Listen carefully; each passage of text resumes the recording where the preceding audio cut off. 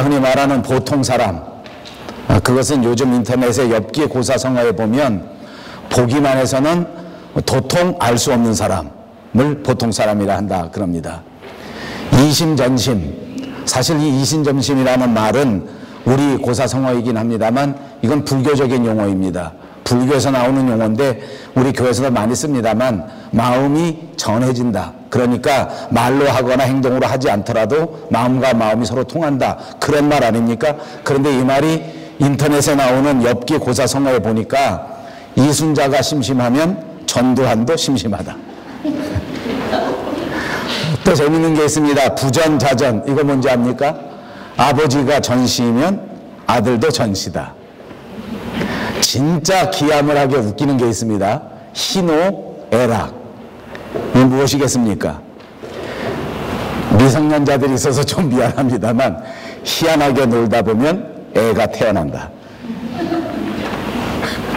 너무 소리 내서 웃으면 안 된다니까 이럴 땐. 하나 더 할까요? 삼고초려. 이때 정말 표정 관리 잘해야 됩니다. 삼고초려. 쓰리고를 하려면 초단을 조심해라. 관리가 잘 되네. 여기서 웃으면 큰일 나는 거예요. 여러분, 이런 엽기 고사성어, 이런 유머의 특징이 뭡니까? 사실 진짜 의미는 따로 있는데 전혀 다른 뜻으로 다른 의미로 사용하는 것, 그것을 가르쳐서 이렇게 엽기 고사성어라 그렇게 말하는 겁니다. 이렇게 우리가 웃고 지나갔습니다만 이런 유머처럼 사실 성경에서 하나님께서 우리에게 말씀하시고자 하는 분명한 뜻이 있고 예수님께서 이 땅에 오셔서 이 세상에 보여주시고 나타내시기를 원하시는 분명한 하나님의 메시지, 예수님의 메시지가 있는데 이것이 믿는 사람들 사이에 또는 교회 안에서 전혀 다른 뜻으로 해석되고 전혀 웃기는 의미로 왜곡되어서 사용되는 경우가 많다 하는 것을 말씀드리기 위해서 제가 이 말씀을 드린 것입니다. 오늘 우리가 도달한 이 성경 본문은 요한복음 12장의 마지막 부분입니다. 이제 요한복음 12장 마지막 부분에서는 예수님께서 일반 대중들을 위해서 가르친 가르침의 마지막 부분입니다. 그러니까 12장이 끝나고 난 다음 13장에서부터는 이제 대중들에게 가르치는 가르침이라기보다는 주로 예수님 안에 있었던 이너서클 제자들을 향한 교훈, 그리고 제자들을 향한 사역의 말씀이 등장하고 있습니다. 그러니까 이제 이 12장 마지막 부분에 와서 일반 모든 사람들에게 가르쳤던 하나님의 말씀이 이제 마무리가 되는 것인데 그중 맨 마지막 부분이기 때문에 오늘 본문은 그동안 예수님께서 행하신 여러 가지 내용, 예수님께서 전파하신 하나님의 말씀을 이제 요약한 것이다, 이렇게 해석할 수가 있는 것입니다. 이제 본문에서는 다시 한번 이 땅에 우리에게 메시아로 다가오신 예수, 그리고 그분이 우리에게 주신 구원, 그리고 그분과 더불어 우리가 맞이할 수 있는 심판, 이것에 대하여 언급하시고 있는 것입니다. 그래서 저는 오늘 이 말씀의 제목을 예수, 구원, 그리고 심판, 이렇게 정한 것입니다. 자, 첫 번째 오늘 본문의 내용은 예수에 관한 일입니다. 예수님이 메시아로 이 땅에 오셨다는 것, 그리고 예수님의 스테이터스가 메시아라고 하는 것, 이것을 우리에게 가르쳐 주시는 것입니다. 본문 44절에 보십시오. 예수께서 외쳐 이르시되 나를 믿는 자는 나를 믿는 것이 아니요 나를 보내신 이를 믿는 것이다. 그러니까 우리가 예수를 믿는다고 하는 것, 우리가 믿는 예수 그리스도는 하나님께서 우리에게 보내주신 분이다 하는 것입니다. 그러니까 예수님의 분명한 신분은 하나님께서 우리에게 보내주신 분, 이것이 신학적인 정의입니다. 그러니까 우리가 예수를 믿는다고 하는 말은 다시 말하면 예수님을 보내주신 하나님 아버지를 믿는 것과 똑같습니다. 그러므로 우리가 예수님을 믿지 아니하고는 하나님을 믿을 수가 없다는 것입니다. 왜냐하면 하나님께서 예수님을 이 땅에 보내주셨고 예수님을 통해서 우리가 믿을 수 있게 만들어 놓으셨기 때문입니다. 이런 내용은 사실은 예수님께서 이 땅에 오셔서 우리에게 수차례 여러 번 반복하시면서 가르쳐 주신 내용이기도 한 것입니다. 예수님을 본 사람은 하나님을 본 것입니다. 예수님을 본 사람은 하나님 아버지를 만나보게 된 것입니다. 하나님은 우리가 아는 것처럼 신령한 영이십니다. 우리처럼 육체를 가지고 계시는 분이 아니기 때문에 하나님은 우리 육신의 눈에 보이시지가 않습니다. 그 하나님이 우리 눈으로 볼 수 있는 우리 육체의 눈에 보이는 모습으로 나타나신 것, 그것이 바로 예수 그리스도이신 것입니다. 그러므로 예수님을 본 것은 다시 말씀드리면 하나님 아버지를 본 것입니다. 성경에 보면 예수님의 제자 빌립이 예수님에게 이렇게 요청한 적이 있습니다. 빌립이 이르되 주여 아버지를 우리에게 보여주옵소서. 그러면 참 좋겠습니다. 요한복음 14장 8절에 있는 말씀입니다. 그때 예수님께서 빌립에게 이렇게 대답하셨습니다. 예수께서 이르시되 빌립아 내가 이렇게 오래 너희와 함께 있으되 내가 나를 알지 못하느냐. 나를 본 자는 아버지를 보았거늘 어찌하여 아버지를 보이라 하느냐. 내가 아버지 안에 거하고 아버지는 내 안에 계신 것을 내가 믿지 아니하느냐. 내가 너에게 이르는 말은 스스로 하는 것이 아니라 아버지께서 내 안에 계셔서 그의 일을 하시는 것이라. 내가 아버지 안에 거하고 아버지께서 내 안에 계심을 믿으라. 그렇지 못하겠거든 행하는 그 일로 말미암아 나를 믿으라. 이렇게 자세하게 상세하게 설명해 주셨습니다. 그러므로 예수님의 신분은 메시아요 하나님 아버지께서 우리에게 보내주신 분이라고 하는 사실을 꼭 믿으시기를 바랍니다. 두 번째 내용은 이 예수님이 메시아로서 우리에게 주시는 믿음, 그리고 그 믿음으로서 얻는 영생, 구원, 천국을 말씀하고 있는 것입니다. 자, 메시아 예수 그리스도는 이 땅에 무엇을 주시기 위하여 오셨는가? 우리가 예수를 믿었을 그때에 우리는 무엇을 얻게 되는가? 신앙에 있어서 가장 중요한 신앙의 열매, 신앙의 결과물을 말씀하고 있는 것입니다. 오늘 본문 46절을 보십시오. 나는 빛으로 세상에 왔나니 무릇 나를 믿는 자로 어둠에 거하지 않게 하려 함이로라. 우리가 예수를 믿으면 우리는 빛을 얻게 되는 줄로 믿습니다. 그리고 그 빛은 영원한 생명, 천국을 나타내는 것입니다. 여러분 분명히 아십시오. 예수님께서는 빛이십니다. 이 요한복음에서는 계속해서 하나님께서 빛이라고 말씀하셨고 예수님께서 빛이라고 여러 차례 말씀하신 바가 있습니다. 요한복음 1장 4절에 그 안에 생명이 있었으니 이 생명은 사람들의 빛이라. 요한복음 8장 12절에는 예수께서 또 말씀하여 이르시되 나는 세상의 빛이니 나를 따르는 자는 어둠에 다니지 아니하고 생명의 빛을 얻으리라. 요한복음 9장 5절에서는 내가 세상에 있는 동안에는 세상의 빛이라 이렇게 말씀해 주셨습니다. 성경에서 빛은 여러 가지 의미를 우리에게 나타내 주셨습니다. 하나님이 이 세상 천지를 맨 처음 창조하실 그때에 바로 첫 번째 만드신 그것이 바로 빛이었습니다. 마태복음 5장 14절에서 16절에 보면 너희는 세상의 빛이라. 산 위에 있는 동네가 숨겨지지 못할 것이요 사람이 등불을 켜서 말 아래 두지 아니하고 등경 위에 두나니 이러므로 집안 모든 사람에게 비치느니라. 이같이 너희 빛이 사람 앞에 비치게 하여 그들로 너희 착한 행실을 보고 하늘에 계신 너희 아버지께 영광을 돌리게 하라 하신 말씀도 기억합니다. 빛은 우리 믿는 사람들이 행할 수 있는 착한 행실을 나타내는 것입니다. 빛은 우리 믿는 사람들이 이 땅 위에서 펼쳐갈 정의를 나타내는 것입니다. 빛은 우리 믿는 사람이 이 땅 위에 살아가는 동안 가장 행복한 행복을 나타내고 우리 믿는 사람들이 얻을 수 있는 샘솟는 기쁨을 나타내는 줄로 믿습니다. 빛이야말로 온 땅 위에 비추어져서 질서를 만들어낸 것입니다. 그러므로 빛은 바로 질서입니다. 빛은 우리 가운데 오셔서 참다운 사랑을 나타내 주신 것입니다. 그 빛이야말로 이 땅의 가장 깨끗한 성결함이요 이 땅의 가장 완전한 거룩함이라고 하는 사실을 기억하시기를 바랍니다. 빛이 우리의 구원을 나타내고 빛이 우리의 영생과 하나님의 나라를 나타내는 것입니다. 그러므로 이 빛의 여러 가지 의미 가운데 가장 중요한 것은 구원이요 영생이요 또한 하나님의 나라입니다. 오늘 본문 50절 마지막 절에 보니까 나는 그의 명령이 영생인 줄 아노라 라고 말씀하셨습니다. 예수님은 이 땅에 오셔서 빛으로 살아가셨고 우리에게 빛이 되어주셨고 우리들에게 빛을 주시는 분이라고 하는 사실을 믿으시기를 바랍니다. 그러므로 우리는 빛이 되신 예수님을 믿게 되면 그 예수님으로부터 빛을 얻게 되는 것입니다. 사랑하는 여러분, 오늘 이 말씀을 묵상하는 동안 여러분 모두 우리 구주 예수 그리스도께서 주시는 이 빛을 충만하게 얻어가시기를 주님의 이름으로 축복합니다.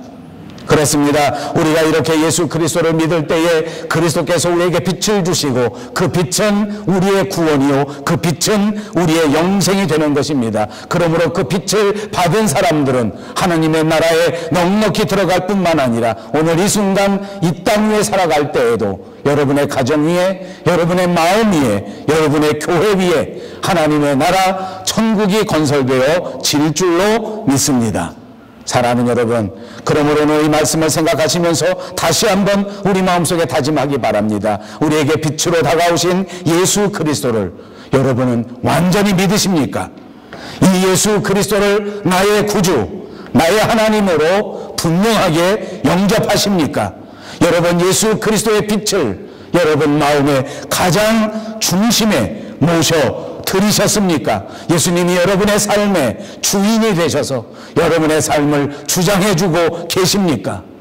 그렇다면 여러분은 빛을 섬기시는 분이요, 그렇다면 여러분들은 예수님께서 주시는 빛을 받았습니다. 그러므로 여러분들은 구원을 얻었습니다. 그러므로 여러분들은 이 땅 위에 영생을 얻은 줄로 믿습니다.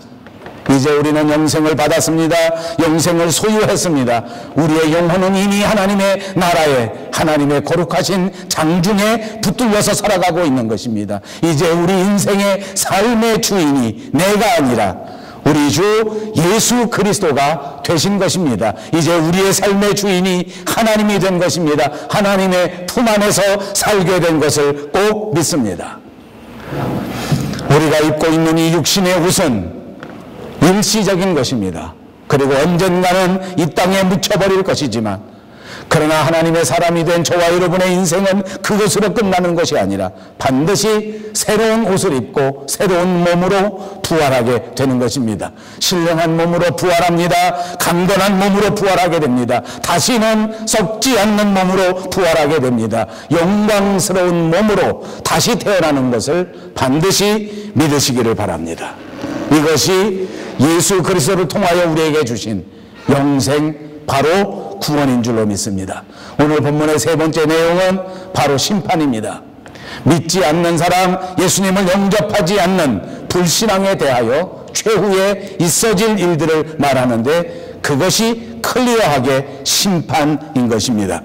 하나님 아버지께서는 예수 그리스도를 이 땅에 보내셨습니다. 그리고 그분을 구세주로 삼으셔서 이 세상에 믿는 모든 사람들을 구원하시고 영생을 얻게 하신 것입니다. 그러므로 예수를 믿는 사람들마다 이제는 더 이상 심판에 임하지 아니하고 심판에 면하게 되고 그리고 구원을 받게 하신 것입니다. 그러나 이 말은 다시 말하면 예수님을 믿지 않는 사람, 예수님을 끝까지 거절하는 사람은 그 사람은 어쩔 수 없이 심판에 들어가게 된다는 것입니다. 본문 47절에서 50절을 다시 보십시오. 사람이 내 말을 듣고 지키지 아니할지라도 내가 그를 심판하지 아니하노라. 내가 온 것은 세상을 심판하려 함이 아니요 세상을 구원하려 함이로라. 나를 저버리고 내 말을 받지 아니하는 자를 심판할 리가 있으니 곧 내가 한 그 말이 마지막 날에 그를 심판하리라. 내가 내 자유로 말한 것이 아니요 나를 보내신 아버지께서 내가 말할 것과 이룰 것을 친히 명령하여 주셨으니 나는 그의 명령이 영생인 줄 아노라. 그러므로 내가 이르는 것은 내 아버지께서 내게 말씀하신 그대로니라. 이 마지막 결론의 말씀에는 정말 중요한 내용이 들어가 있습니다. 그것은 바로 이것입니다. 예수님께서 이 땅 위에 구원자로 오셨다고 할지라도 믿지 않는 사람에게는 어쩔 수 없이 심판자가 되실 수밖에 없다는 것입니다. 왜냐하면 예수님께서는 전 인류를 향하여 하나님께서 보내주신 마지막 최후의 복음입니다. 최후의 구원의 방편입니다. 예수님 다음 그 그 어떤 구원의 길이 우리에게 주어지지 않습니다. 마지막 기회입니다. 이 예수 그리스도를 받아들이고 이 예수 그리스도를 영접하고 이 예수 그리스도와 연합하여 함께 하나가 된 사람은 완전히 죄 사함을 받고 사면을 받게 되는 것입니다. 일생토록 지은 그 모든 더러운 죄악을, 일생 동안 하나님의 법을 어긴 그 모든 죄를 완전히 용서받게 되는 것입니다. 과거의 모든 죄악도 용서받습니다. 현재의 모든 죄악도, 미래의 모든 범죄 사실마저도 하나님 앞에서 완전히 무효화시키는 그런 사면, 이것이 완전한 사면입니다. 사면뿐만이 아닙니다. 예수를 믿는 것은 하나님 앞에 돌아온 사람들은 사면과 동시에 완전한 복권도 이루어지는 것입니다. 이제까지 마귀의 자녀의 신분이었습니다. 이제까지는 죄의 자녀의 신분입니다. 우리는 하나님의 나라의 시민권도 없고 하나님의 나라의 영주권도 없는 어둠의 사람들에 불과하였습니다. 그러나 예수님을 영접하는 그 순간 우리는 완전히 복권되어 더 이상 마귀 나라의 시민이 아니라 하나님 나라의 시민이 되는 것입니다. 믿음으로 단번에 하나님의 아들이 되고 하나님의 딸이 되는 자격을 얻는 줄로 믿습니다. 그러나 이 믿음이 없이는 결코 하나님의 나라에 들어갈 수 없고, 믿음이 없이는 아무런 혜택도 받을 수 없다는 것을 기억하시기를 바랍니다. 이 말씀에 중요한 의미가 또 있습니다. 그것은 심판에 관한 일입니다. 이 심판에 관한 일들은 우리가 생각하기도 싫습니다. 그러나 한 번쯤은 이 심판이 어떤 것인가에 대하여 분명히 성경적 의미를 되새겨 봐야 할 것입니다. 여러분, 심판은 아무렇게나 그냥 하는 것이 아닙니다. 심판은 그냥 기분 내키는 대로 하는 것이 심판이 아닙니다. 심판을 하기 위해서는 반드시 법관들이 모여 분명한 법적 근거를 가지고 심판을 한다, 그 말입니다. 법전이 없으면 심판을 할 수가 없습니다. 법전이 없으면 결코 처벌을 할 수가 없습니다. 근거가 없으면 결코 처벌할 수가 없습니다. 그 어떤 죄라고 할지라도, 그 무슨 죄라고 할지라도 반드시 법에 정해진 것이 있어야 된다, 그 말입니다. 법에 정해진 근거가 있어야 그 법의 근거에 따라 그 사람을 처벌할 수 있는 것입니다. 예를 들면 강도죄에 관한 분명한 법적 근거가 있기 때문에 강도의 죄를 범한 사람에게 강도죄를 묻는 것 아닙니까? 상해죄도 있습니다. 절도죄도 있습니다. 사기죄도 있습니다. 공무집행 방해죄도 있습니다. 분명한 법적 조항이 있기 때문에, 그러니까 그 죄에 따라 처벌을 받는 것입니다. 우리 조국 대한민국에서는 엊그제 간통죄의 근거를 없애버렸습니다. 그러므로 이제 더 이상 그 법의 근거가 없어진 다음에 그 어떤 사람들도 간통에 관한 처벌을 받지 않습니다. 법적 근거가 없기 때문입니다. 여러분, 세상에서도 분명히 법적 근거가 있어야 이렇게 처벌을 감당하는 것처럼 하나님의 나라에서도 하나님께서 우리 사람들을 심판하시는 그때에도 분명히 법적 근거가 있습니다. 여러분, 하나님께서 우리를 심판하시는 그 결정적인 법적 근거는 무엇입니까? 그것은 바로 다름 아닌 하나님의 말씀입니다.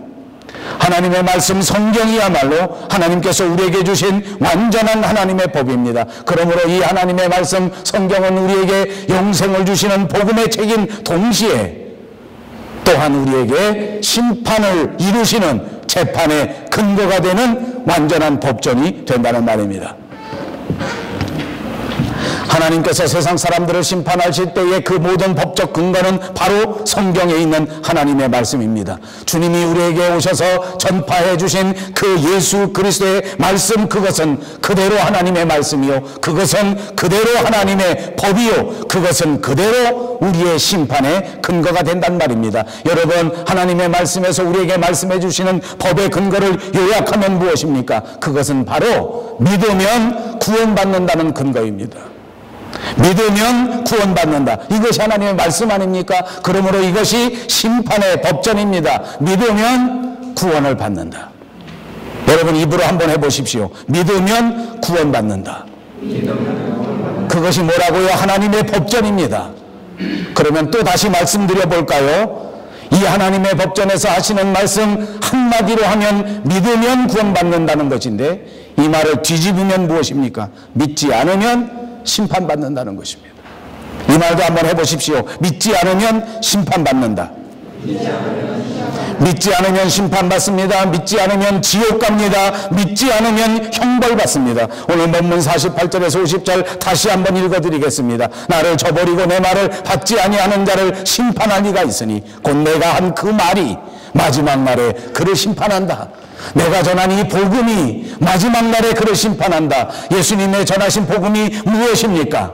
믿으면 구원받는다는 말입니다. 믿지 않으면 심판받을 수밖에 없다는 것입니다. 사랑하는 여러분, 주님이 우리에게 전하신 이 귀한 복음의 말씀, 하나님의 말씀은 우리 세상에 있는 모든 사람들이 반드시 지켜야 할 위대한 법전입니다. 그리고 이 법 정신은 두 가지입니다. 하나는 이 법을 잘 지킴으로써 훌륭한 시민이 되고 훌륭한 국민이 되고 바른 삶을 이루어지는 표준이 될 수 있다.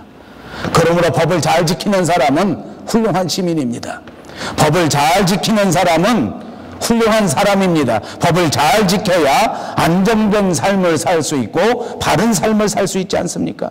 성경이 우리에게 전해주시는 하나님의 말씀을 잘 지키는 것이야말로 우리가 하나님 나라에 속한 하나님의 백성으로서 훌륭한 시민이 되고 훌륭한 국민이 되고 바른 그리스도인이 되는 방법이라 그 말입니다. 성경에 보십시오. 십계명이 나와 있습니다. 최소한 우리 하나님의 사람들이 지켜야 될 일들을 지정하고 있는 것입니다. 안식일은 구별해서 반드시 거룩하게 지켜야 한다. 부모는 꼭 공경해야 한다. 내 이웃을 생각해 보라. 이웃을 내 몸과 같이 사랑해야 한다. 최소한 어기지 말아야 될 일도 이 법전에 나와 있습니다. 다른 신을 섬기지 말라. 우상을 만들지도 말고 우상 앞에서 절하지도 말라. 살인하지 말라. 간음하지 말라. 도적질하지 말라. 거짓 증거하지 마라. 남의 것을 탐내지 말라. 여러분, 법에서 우리에게 말씀해 준 것입니다. 그리고 이 법 모든 것들이 우리를 심판하고 우리를 판결할 때 그것이 근거가 되는 것입니다. 위반자를 처벌합니다. 그 처벌에도 조항이 있지 않습니까? 여러분, 사람을 죽이면 살인죄에 해당합니다. 그리고 사람을 어떻게 죽였느냐에 따라서, 고의적으로 죽였는지 우발적인 사고로 죽였는지 거기에 따라서 형량이 달라지는 것입니다. 도둑을 잡아서 절도죄에 넘길 때도 달라지지 않습니까? 그냥 빵 한 조각을 훔쳐 먹었는지 아니면 은행에 가서 은행 전체를 다 털어버렸는지 거기에 따라서 그 판결의 근거도 달라지지 않습니까? 여러분, 성경 보십시오. 성경에도 하나님의 말씀을 어기면 처벌합니다. 그런데 하나님의 말씀에는 특별한 점이 있습니다. 이 처벌할 때 판결의 근거입니다. 세상에서는 사람을 죽이는 살인죄에는 이런저런 근거가 있어서 고의적으로 죽인 사람은 더 심한 형벌을 받고 우발적으로 사고에 의해서 사람을 죽인 사람에 대하여는 조금 가벼운 형량이 있는 것이 사실입니다. 그러나 성경에 보면 형량이 그렇게 나와 있지 않습니다. 그냥 형량이 나와 있습니다. 여러분, 십계명을 봅시다. 이 십계명을 어긴 자에게는 어떤 형벌을 주라고 말씀하신지 아십니까? 신명기 법전에 보시면 어떤 죄에 대하여 어떤 처벌을 내려라 하는 경우도 분명히 있기는 하지만, 그러나 이것은 이스라엘 사람들이 살아갈 때 지켜야 할 시민법이고, 성경의 전체에 나오는 영적인 법은 바로 이런 법입니다. 성경의 처벌은 여러 가지가 없습니다. 단 한 가지입니다. 하나님의 법, 하나님의 말씀을 어긴 자, 그는 사형입니다. 하나님의 뜻대로 살지 않는 자, 단 한 가지입니다. 그것은 저주입니다. 그러므로 영적인 모든 죄의 판결의 그 법은, 그것은 오로지 사형 한 가지입니다. 살인한 죄나 간음한 죄나 도적질한 죄나 우상을 숭배한 죄나 무신론자나 다신론자나 모두가 다 결과는 단 한 가지입니다. 믿지 않는 자에게 주어지는 형벌, 그것은 바로 사형입니다.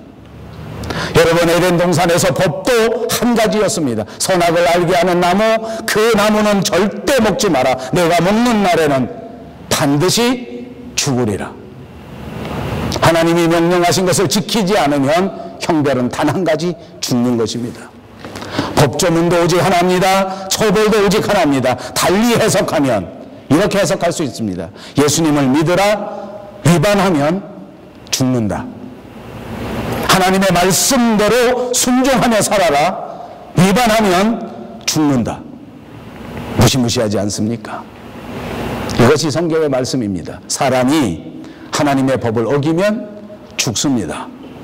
아담이 법을 어겼을 때 죽었습니다. 그 죽음도 여러 가지가 신학적인 해석이 가능합니다. 아담이 죽은 것은 첫째는 육체적인 죽음입니다. 둘째는 영적인 죽음입니다.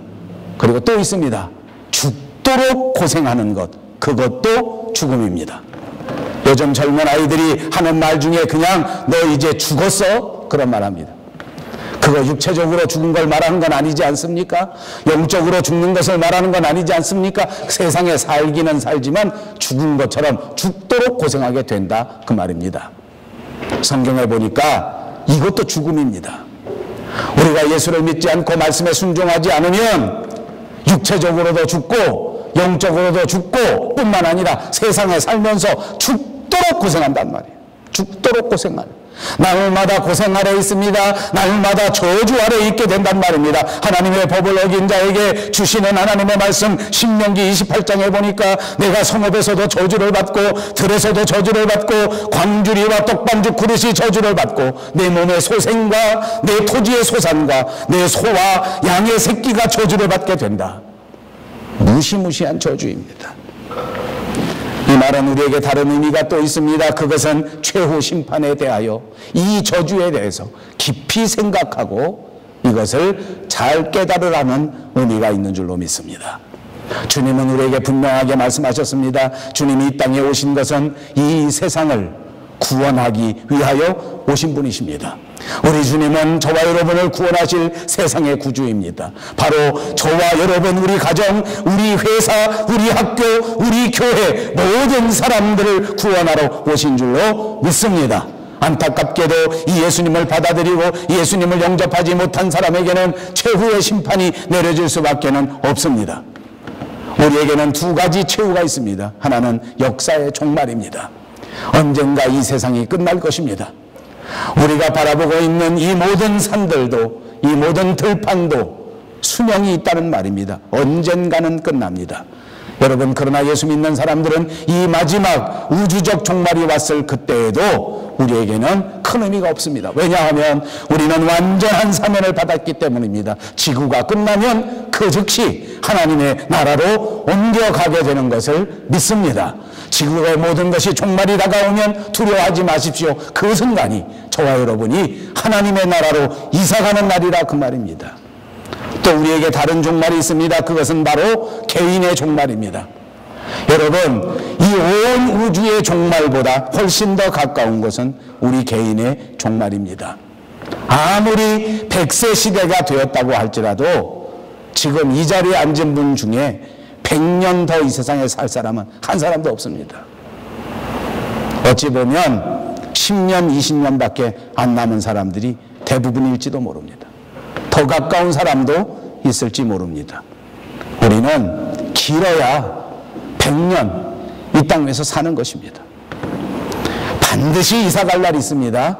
그리고 언제 불현듯이 우리에게 이 마지막 날이 다가올지 아무도 알 수가 없습니다. 그러므로 우리는 모두 알 수 없는 이 세상 삶에서 그날이 다가오기 전에, 마지막 날이 다가오기 전에 무엇을 해야 합니까?